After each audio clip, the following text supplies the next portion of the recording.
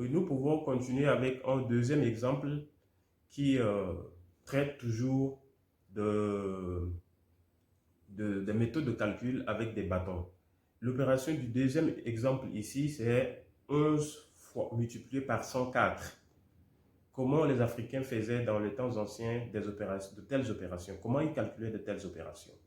Et donc, à travers toujours la méthode des bâtons, c'est que nous plaçons d'abord, pour ce qui est du chiffre 11, nous plaçons la dizaine en haut et en dessous, nous plaçons l'unité qui est 1.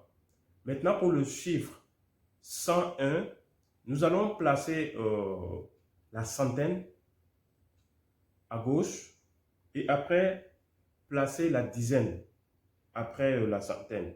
Sauf que comme c'est 0, quand c'est 0, on met des pointillés. Et nous plaçons enfin les 4 unités pour avoir le chiffre 104. Donc c'est comme ça que les opérations se posaient. Et de façon classique, comme dans le premier exemple, nous pouvons toujours mettre des pointillés au niveau des intersections entre les dizaines, les centaines et les unités. Sauf que pour la dizaine du chiffre 104 qui est ici 0, on n'y met pas les points d'intersection parce que 0 multiplié par quelque chose donne toujours 0. Et là, on ne met pas des pointillés au niveau des intersections entre les pointillés et les autres chiffres. Voilà. Donc, en mettant les points d'intersection, nous pouvons toujours tracer des diagonales autour des points comme nous avons fait avec le premier exemple. Et vous pouvez aussi aisément constater que ça va nous donner des diagonales que vous pouvez voir là à travers l'image. Et donc, en calculant, nous aurons la première diagonale, ça prend 1, l'intersection entre la centaine et puis la dizaine. Et en dessous, nous avons l'intersection toujours entre la centaine et l'unité du chiffre 1 qui donne 1. Et aussi à droite, nous avons l'intersection entre la dizaine, les unités et ça nous donne des chiffres. Donc, en suivant cet ordre, quand on aligne, ça nous donne 1, 1, 4, 4. Et vous pouvez procéder par la vérification à travers vos calculatrices, à travers d'autres méthodes de calcul que vous voulez, mais vous allez toujours aboutir à la même réponse. Donc, c'est des principes qu'il faut connaître ici et pouvoir jouer avec n'importe quelle opération. N'est-ce pas que c'est simple, c'est pratique? Parce que les mathématiques, tantôt aujourd'hui, les enfants ont du mal à assimiler parce que on leur fait des choses comme de la magie. Et l'enfant n'arrive pas toujours à assimiler. Et du coup, bon, l'enfant trouve ça très difficile et on commence à détester les mathématiques. Mais dans les temps anciens africains, c'était des méthodes simples. C'est comme du jeu. Et on s'amuse avec et ça nous donne des réponses et on évolue. Nous allons continuer par jouer, toujours sous la méthode de calcul par des bâtons. Mais pour cette fois-ci, nous allons calculer 1,2 multiplié par 2,3. Comment les anciens Africains faisaient de tels calculs?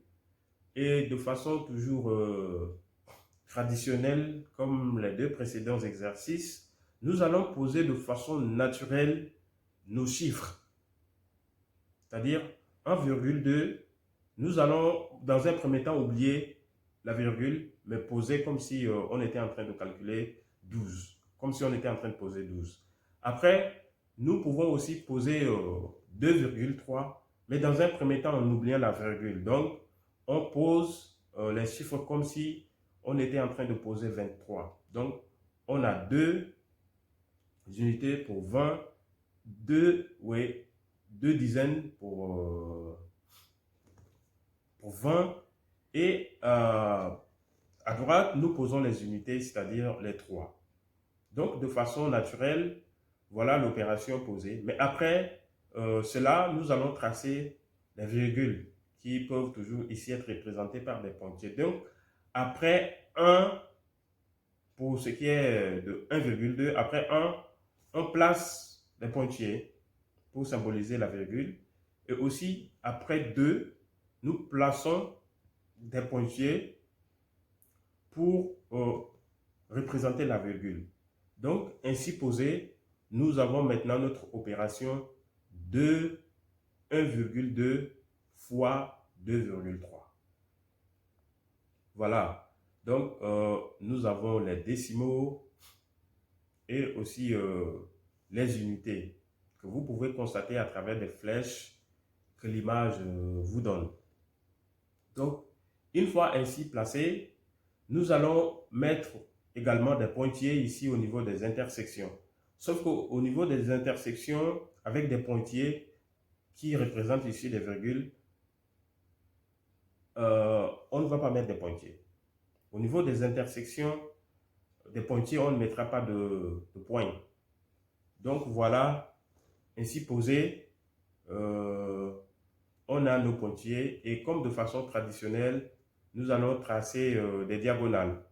Et donc, de haut, c'est-à-dire de haut et de gauche vers le bas, nous allons tracer des diagonales qui nous donnent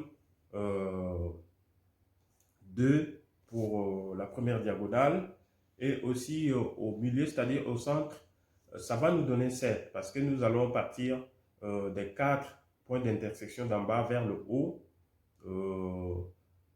qui nous donne 7. Et en dessous, à droite, à la fin, ça nous donne aussi 6. Donc, l'opération 1,2 fois 2,3 nous donne 2,76. C'est-à-dire, les 2 premières unités, on prend, on conserve. Maintenant, après les 2 premières unités, comme vous pouvez constater à travers les croisements des pointillés, après, c'est qu'on a des pointillés. Donc, c'est après la virgule. Donc, 7, 6 viennent après la virgule. C'est simple, c'est mathématique, ce n'est pas de la magie, c'est un jeu même des enfants. Si nous arrivons à faire comprendre cela à nos enfants, tous aimeront les mathématiques et ça serait simple pour eux. Parce que souvent, les méthodes que nous connaissons aujourd'hui à l'école, c'est que, bon, c'est difficile vraiment pour l'enfant à comprendre.